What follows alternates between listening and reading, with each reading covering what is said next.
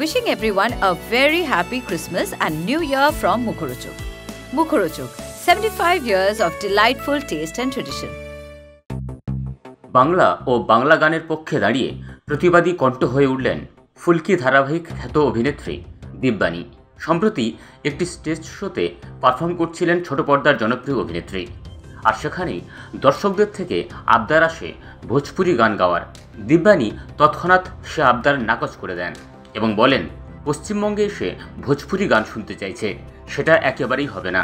এভাবেই বাংলা ভাষার প্রতি সম্মান জানিয়ে দৃষ্টান্ত রাখলেন দিব্যানী, সেই সঙ্গে নেটিজেনদের ভালোবাসা আদায় করে নিলেন। কয়েকদিন আগে ঠিক একইভাবে প্রতিবাদে গর্জে উঠেছিলেন সঙ্গীতশিল্পী ইমন চক্রবর্তী। তার একটি শো চলাকালীন দর্শক আসন থেকে কেউ বলে ওঠেন বাংলা গান শুনব না। প্রতিবাদী ইমন তৎক্ষণাৎ সরব হয়ে ওঠেন, বলেন সব ভাষার গান শোনো, কিন্তু বাংলা গান শুনব না। এ কথা বলার সাহস কোথা থেকে আসে?